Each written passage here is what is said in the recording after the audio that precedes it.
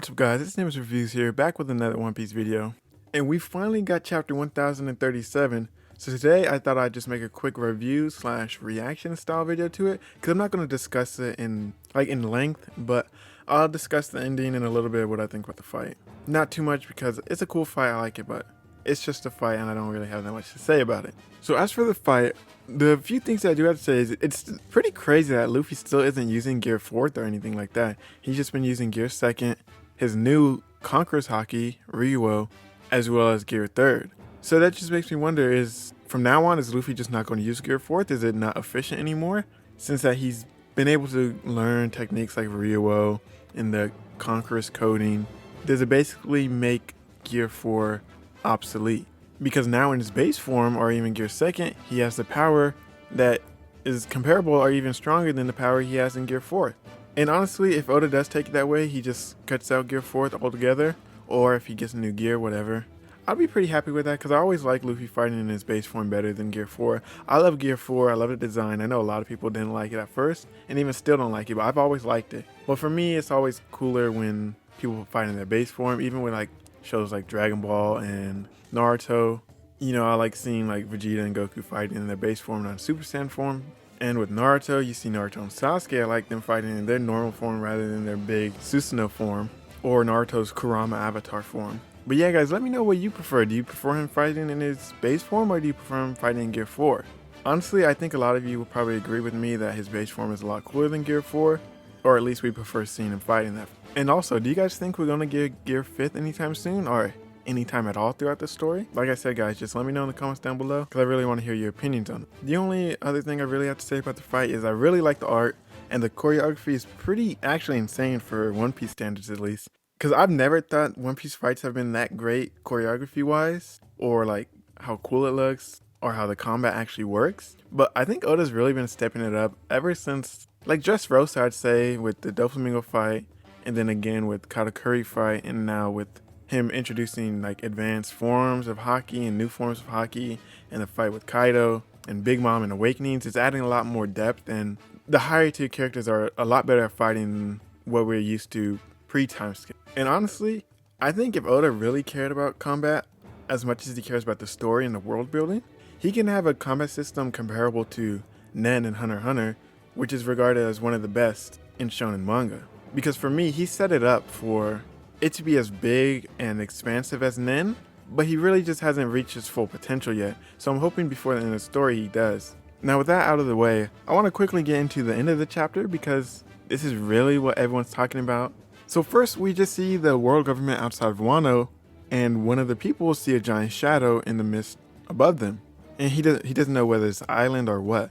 We do eventually see that it is Zunisha, or something that looks remarkably like Zunisha, which is crazy in itself. But then we see the Gorosei talking, and they're talking about a fruit that they claim is a legend even for them, those who are supposed to know everything about the world, who's been controlling the world from the shadows for who knows how long now.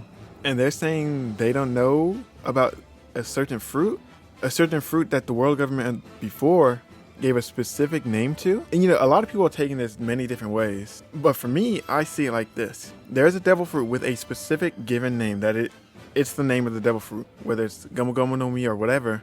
It has a real name like any other devil fruit, but the world government, probably during the Void Century, changed the name or gave it a name to replace its actual name, so that people wouldn't find out the true power of it. Because if you were to know the name of a devil fruit, it's kind of obvious what it's going to be. Sometimes there's an exception, you know, like Rumble Rumble for Anel's fruit. Well, I guess not even that, because that's only for the like English speaking audience. For the Japanese audience who have the specific automatopoeia for lightning crackling, it wouldn't be too confusing and you would know what it is. But like I was saying, most devil fruits, if you know the name of them, you get the basic understanding of what they can do. Gomu Gomu no Mi, the rubber fruit. Obviously, it's going to make you have some sort of rubber abilities, whether it's controlling rubber, becoming rubber, or gaining the properties of rubber. So there's a few ways you can look at what is actually being said. Are they talking about a devil fruit that somebody has, that we know, that we've seen, that we already know the fake name of? But like a lot of people are already saying, when you eat the devil fruit, you learn the true name of the devil fruit. So if we do know the person, it's likely that we already know the real name.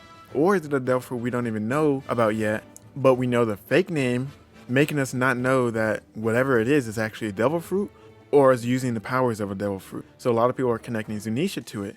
Does Zunisha have a devil fruit? It's somehow somebody calling Zunisha with their devil fruit, whether it be Luffy, Momonosuke, Tama.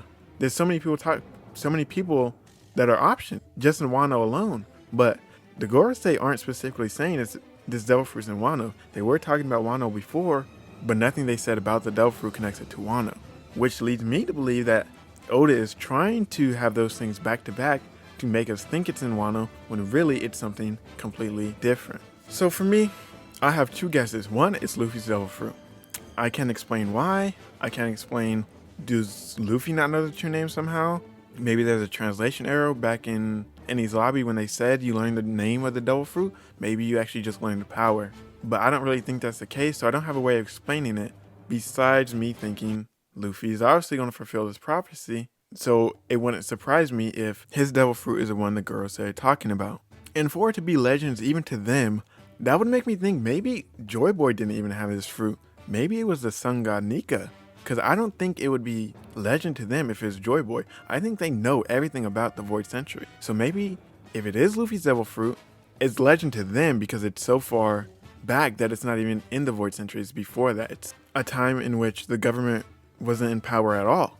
A time, like Marco was saying, there was a land of gods on top of the red line. But the theory I'm placing my bets on, it has something to do with Blackbeard. Now, why do I think that? Well, first off, we are cut into the middle of the Gorosei's conversation. We don't see what even brought up this topic. So for me, I think they were discussing the world events that's happened, and one of the topics they were talking about was what Shanks talked to them about, a certain pirate. And obviously, my belief is that this pirate was Blackbeard.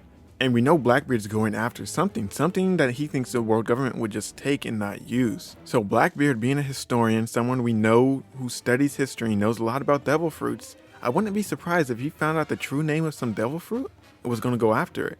I wouldn't be surprised if that devil fruit was an ancient weapon, and the world government renamed it to something else to disguise it from being an actual devil fruit. And of those three ancient weapons, we have Pluton, Uranus, or Uranos, however you say it, and Poseidon. Now I'm going to write off Pluton right away. Now Poseidon, you can think it's easy to write off, and I honestly do. I don't think it's going to be Poseidon, but if somehow this devil fruit only reincarnates into the mermaid royal family, or the fishman royal family, then I could see the power of Poseidon possibly being a power of a devil fruit. I don't know how I would explain that. I don't know how Oda would explain it, but I do see it as an option, but I'm going to write it off for now because I have no explanation for it. Now the other one could be Uranos. So we basically know nothing about Uranos at all. We don't know whether, nobody's ever said like, oh, it's a ship. It's a power control Sea Kings that's inherited through the mermaid princess or whatever. We don't know any of that information. It's the only one we don't know any information about, but we're getting towards the end of the story. So if we're going to learn about it, now's the time. And I do think it fits into what Blackbeard says. I don't think the world government would use it. I think they would keep it hidden because this whole time they've been saying the ancient weapon. There's something that the ancient kingdom used. They're forbidden, blah, blah, blah, to get the people to hate the ancient kingdom and to think of them as bad things that they're not supposed to look into or study. So I don't think the world government would use them unless they just stopped caring about their image and was like, you know what, total tyranny. We're not even going to pretend to be good people. And we do know Blackbeard's been hunting devil fruits. Why else would he be hunting devil fruits unless he's looking for something specific? Because he's already found the one he wanted, the Yami Yami no Mi, and then he got his late captains. So which other devil fruit would he want? He didn't take Marco's, and Marco's is one of the most powerful devil fruits in the series. You know, he hasn't gone after any of the other Yonko, so why is he still looking for devil fruits? My thought is that he's looking for a specific one that was disguised as an ancient weapon. But yeah, guys, honestly, I don't want to go too deep into it because I do want to do my own separate video discussing it, but I do want to name a few of the other options we have for devil fruits that we do already know. So first it's Luffy, then it's Yamato, then it's Momo, then it's Kaido, then it's something to do with Zunisha if she has a devil fruit. Then it's, did I say Tama already? I'm not sure. It could be Tama. I don't think it's Law, but I know a lot of people are bringing him up because the world government knows about Law's fruit. They've tried buying it. So in Wano, those are basically all the fruits I think could be a candidate for what the Gorosei are talking about. Like I said before, that's not what I think, unless it's Luffy's. My idea is it's a fruit we don't know yet. It's being disguised as an ancient weapon and Blackbeard's going after it. And not only that, I think Blackbeard's going to get it because as we've seen in the past, nobody listens to Shanks, and it always ends bad. You know, Ace died because they didn't listen to Shanks. Whitebeard died because they didn't listen to Shanks. Now I think the Gorosei and the world government aren't going to listen to Shanks, and Blackbeard's going to get an ancient weapon. Basically, the thing they've been fearing since the Void Century, a pirate strong enough to rival the greatest powers of the world government obtaining an ancient weapon could be a real threat to the world government, especially when it's in the hands of someone like Blackbeard and not Shanks, because Shanks probably wouldn't use it, and if he did, he wouldn't use it for evil. But you see someone like Blackbeard, he's very chaotic. He doesn't really care about anyone but himself and his own crew and his goals. So if he got an ancient weapon, he might just cause havoc like he did in Marineford. But you know, like the world government are saying, they think Wano's priority. They're prioritizing Luffy again and not Blackbeard. And I think it's going to come back to potentially be their downfall. But yeah, guys, that's basically all I have to say about this chapter. Let me know your guys' thoughts on the chapter and whether you think my prediction has any validity or do you think it's something completely different. Honestly, until we know more, I think everyone's theories are going to be all over the place. I think this spawns so many theories, and honestly, I'm here for it. I love seeing theories in the One Piece community. I love seeing stuff we don't know about, because the story starts to get like, oh, we already know what's going to happen. I don't like when things are so predictable, but Oda's been throwing us like curveball after curveball, so I'm really excited about the end of Wano, what's coming next, and everything else. I already recorded a video on what I think was going to happen in 2022 in regards to the One Piece manga, so look forward to that. I just have to edit it and whatnot. I'm probably not going to do that much editing it because it's already so late. Everyone already done their video on it. But I thought I could still put mine up. Only one chapter has come out so far, and I didn't really talk about Wano at all in it, so I think it'll be fine to still upload it. But yeah, guys, if you like this video, don't forget to leave a like, and if you want to see more content like this, please subscribe.